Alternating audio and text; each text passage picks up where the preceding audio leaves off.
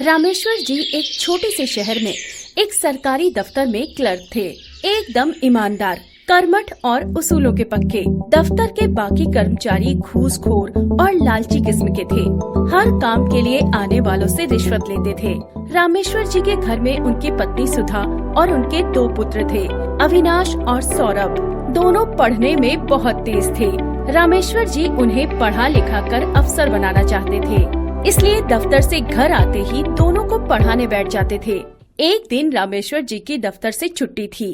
पूरे घर ने उस दिन सफाई करने की ठान ली। बहुत दिनों से घर में सफाई नहीं हुई थी। सभी को काम बांट दिए गए। जैसे सुधा को रसोई साफ करनी थी, दोनों बेटों और रामेश्वर जी को बेडरूम और ड्राइंग रूम साफ करना था। सबसे पहले रामेश्वर जी और उनके दोनों बेटों ने ड्राइंग रूम को साफ किया। उसके बाद वो तीनों बेडरूम में पहुंच गए। सफाई करते करते रामेश्वर जी ने बड़ा सा लकड़ी का बॉक्स निकाला, उसे साफ किया। ये देखकर अविनाश ने पूछा, पापा इसमें क्या है? अरे कुछ नहीं बेटे, बस ये ऐसे ही कुछ पुराना सामान है। पापा खोलो ना इसे, हमें भी दिखाओ क्या है इसमें। अरे तुम्हें कहा ना कि इसमें पुराना सामान है। जब तुम बड़े हो जाओगे तब तुम्हें मिल जाएगा और तब जी भर के देख लेना, लेकिन अभी नहीं। पापा क्या आपने इसमें कोई खजाना छुपा रखा है? सौरभ ने भी उसकी बात का समर्थन करते हुए कहा, हाँ पापा, मुझे लगता है आपने हमसे छिपाकर पैसे रखे हैं और हम इतनी गरीबी में जिंदगी गुजार रहे हैं। रामेश्वर जी को गुस्सा तो आ रहा था, लेकिन उन्होंने समझाते हुए कहा, नहीं बेटा, ऐसी बात नहीं है। मैं तुमसे कुछ नहीं छिपा रहा। देखो इसमें पैसे नहीं है, मेरा यकीन करो। शोर सुनकर सुधा जी रसोई से बाहर आ गई। अरे क्या हुआ, इतना शोर क्यों मचा रखा है? तब तक दोनों बच्चे गुस्सा होकर बाहर निकल जाते हैं। सुधा जी के पूछने पर रामेश्वर जी उन्हें बक्से के बारे में बताते हैं। बच्चों को अपनी पिता की बात पर भरोसा करना चाहिए। अब तो ये समझो, ये बक्सा नहीं तिजोरी है। और खबरदार, जो तुमने इसके बारे में उन दोनों से कोई बात भी की। दोनों बच्चे शाम को घर वापस आते हैं। दोनों गुस्सा थे। अगले दिन से जैसे दुनिया ही बदल गई। दोनों भाई कल तक जहां अपने माता पिता की इज्जत करते थे, वहां आज दोनों नफरत करने लगे। अविनाश और सौरभ को लगने लगा कि उसके पिता ने बहुत दौलत जमा कर रखी है और हमेशा गरीबी का रोना रोकर उन्हें हर चीज के लिए मना कर देते थे। वे बेचारे ये सोचकर कि पापा ईमानदार हैं, रिश्वत नहीं लेते, लेकिन उनके पापा ने तो बहुत पैसा दबा कर रख रखा है। सुबह दोनों स्कूल चले जाते हैं, लेकिन वहाँ भी उनका पढ़ाई में मन नहीं लगता। इधर रामेश्वर जी भी जब ऑफिस पहुँचते हैं तो उनका काम में मन नहीं लगता। सुधा जी भी बेमन से घर का काम निपटा रही थी। पूरे घर का माहौल बदल गया था। दोपहर को दोनों बच्चे घर आते हैं।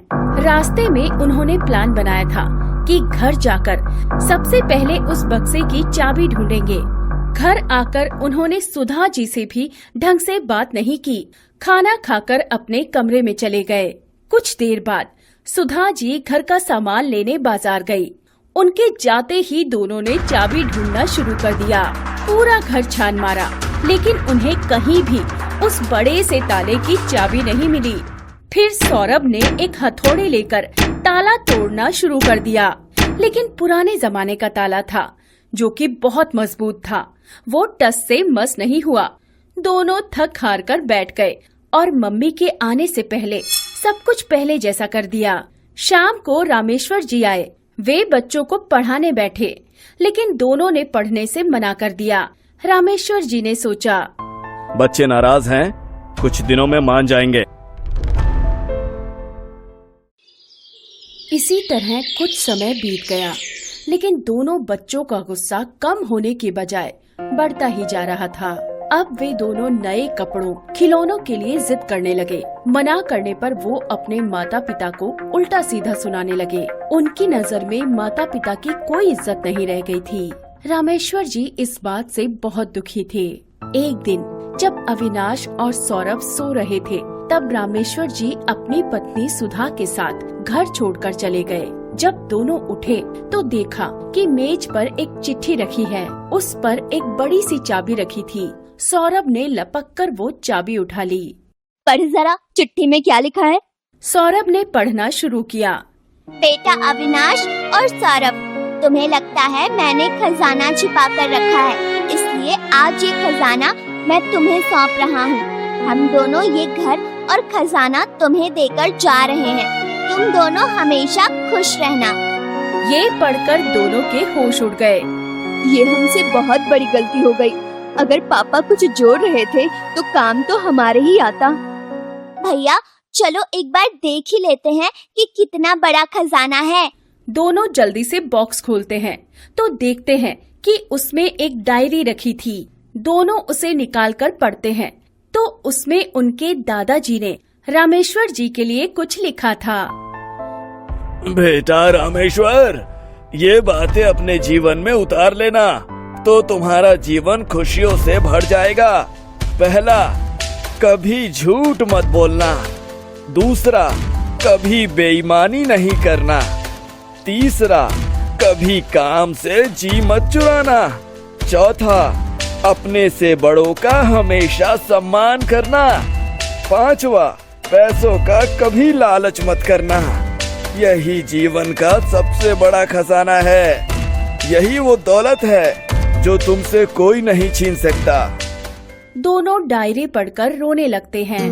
हमारे पापा अपने पिता के आदर्शों पर चल रहे थे और हम उनसे उल्टे। वे सच कह रहे थे और हम उन्हें झूठ समझ रहे थे।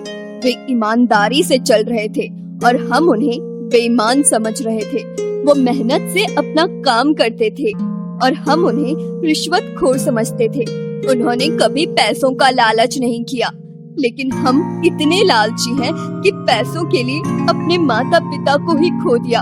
वो अपनों से बड़ों का सम्मान करते थे। हमने उनका कितना अपमान किया कि वो घर छोड़कर चले गए। दोनों सब कुछ छोड़कर माता पिता को ढूंढने के लिए चलने की तैयारी करते हैं। घर का ताला बंद करके जैसे ही वे बाहर निकलते हैं, सामने से रामेश्वर जी और सुधा जी आते हुए दिखाई देते हैं। दोनों बच्चे उनसे लिपट जाते हैं और रोने लगते हैं। बेटा, तुम्हें सही रास्ते पर लाने के लिए ही हम चले गए थे। दोनों उनके पैरों में गिरकर माफी मांगने लगते हैं और उस दिन से दोनों माता पिता की सेवा करने लगते हैं।